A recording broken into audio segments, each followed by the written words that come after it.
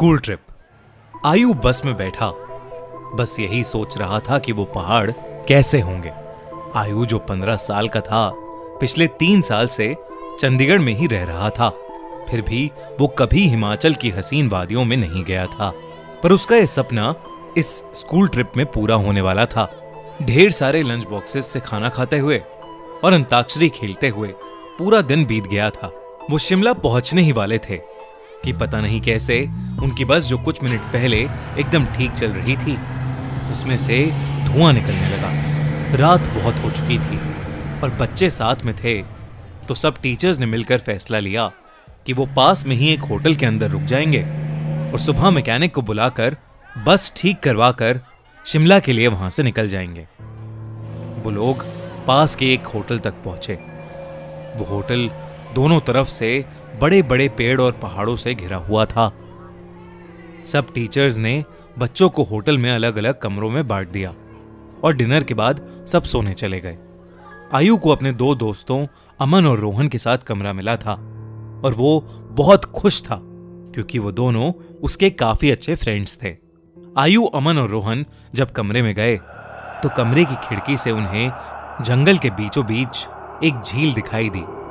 उन सभी को याद था कि कैसे पिछली स्कूल ट्रिप पर रात में 2 बच्चे ऐसे ही झील पर निकले थे और वो स्कूल के सबसे पॉपुलर बच्चे बन गए।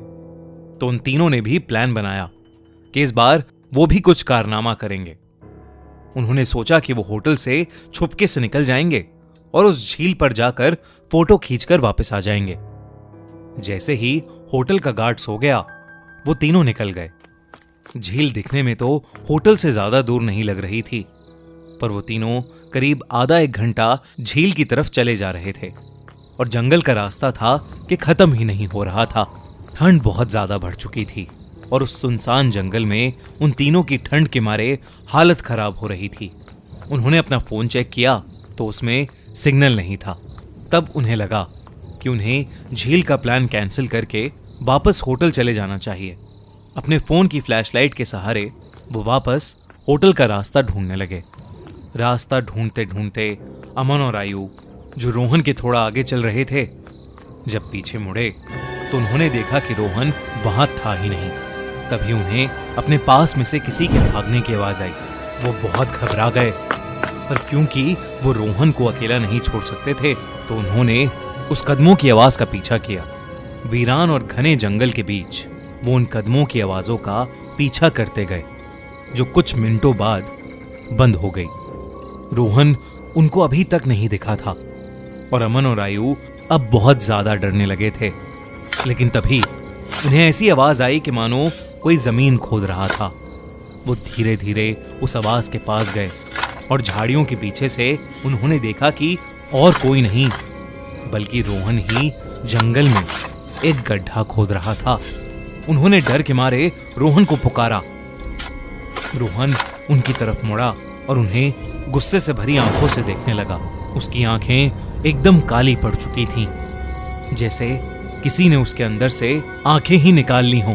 अमन रोहन के पास गया और उसने रोहन के कंधे पर हाथ रख के उससे पूछा कि उसे क्या हुआ है। लेकिन रोहन के कंधे पर हाथ रखते ही रोहन अमन के ऊपर चिल्ला उठा और रोहन ने उसे एक बहुत तेज धक्का दिया। अमन काफी दूर जाकर गिरा। रोहन के अंदर कोई अजीब सी शक्ति आ चुकी थी। आयु भागा भागा अमन के पास गया। रोहन अब आयु की तरफ आगे बढ़ने लगा, पर जैसे ही वो आयु के पास आया, रोहन को अजीब से दौरे पड़ने लगे और वो बेहोश हो गया। आयु उसको होश में लाने की कोशिश करने लगा और जैसे ही रोहन होश में आया, उसने अमन की तरफ देखा और जोर जोर से चिल्लाते हुए कहने लगा, वो अमन के अंदर है। तभी आयु ने देखा तो अमन सर झुकाए नीचे बैठा था। उसने अचानक से अपना सर उठाया और उसकी आंखें भी बिल्कुल काली पड़ी थीं। इससे पहले आयु और रोहन कुछ कर पाते। अमन, जो कुछ देर पहले तक चोटिल था, वो उठकर जंगल के अंदर भागने लगा। रोहन और आयु ने उसका पीछा किया और फोन की फ्लैशलाइट में देखा कि अमन एक खंडर की तरफ भाग रहा था। करीब जाकर उन्हें दिखा कि वो खंडर दरअसल में एक बहुत पुराना घर था। जिसे देखकर ऐसा लग रहा था कि वहां सालों से किसी इंसान ने कदम भी नहीं रखा था। दोनों बहुत ही डरे हुए थे और उनकी आगे जाने की हिम्मत नहीं हो रही थी। पर अमन को बचाने के लिए आयु और रोहन उस खंडर में घुस गए। ऊपर के एक फ्लोर से उन्हें एक आवाज आ रही थी। वो उस आवाज के पास पहुंचे तो जो उन्होंने देखा उस पर उन्हें विश्वास ही नहीं हुआ। उन्होंने देखा कि अमन बेहोशी की हालत में हवा में लटका हुआ था और एक बूढ़ी औरत उससे बात कर रही थी। उस औरत का चेहरा बहुत भयानक था। उसकी आंखें एकदम काली थीं। खाल लटकी हुई और बिखरे हुए सफेद बाल उसे और डरावना बना रहे थे। वो दोनों उस औरत को देखते ही वहां से बाहर भागे। वो औरत भी उनके पीछे पीछे आने लगी। आयु और रोहन जल्दी से सीढ़ियों से नीचे उतरे और उस खंडर के घर के दरवाजे तक पहुंचे। उन्होंने जब मुड़कर एक बार पीछे देखा तो वो बूढ़ी औरत किसी कीड़े की तरह रेंगती हुई सीढ़ियों से उतर रही थी और उनके पास ही आ रही थी। वो किसी तरह वहां से निकलकर जंगल की ओर भागे और भागते चले गए। भागते भागते उन्हें पता नहीं चला कि कब वो उस झील के पास आ गए थे, जिस झील की तलाश में वो होटल के बाहर निकले थे। रोहन और आयु दोनों भागते भागते उस झील के अंदर गिर पड़े और डूबने लगे। उन्हें ऐसा लग रहा था कि जैसे कोई उन्हें अंदर खींच रहा हो।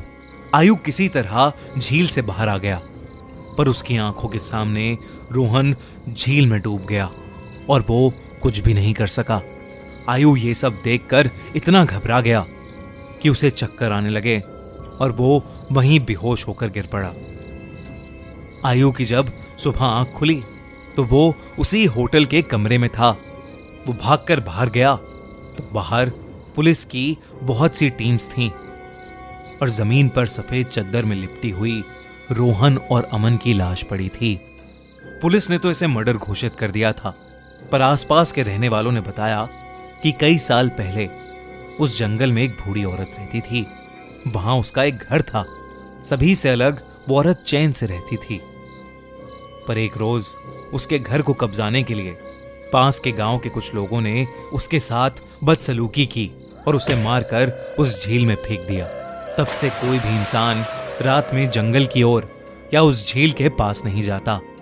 कहते हैं कि उस बूढ़ी औरत की आत्मा अभी भी वहां अपने बदले के लिए भटकती है। काश ये बात इन तीनों दोस्तों को पता होती तो शायद आज आयु के साथ साथ रोहन और अमन भी जिंदा होते।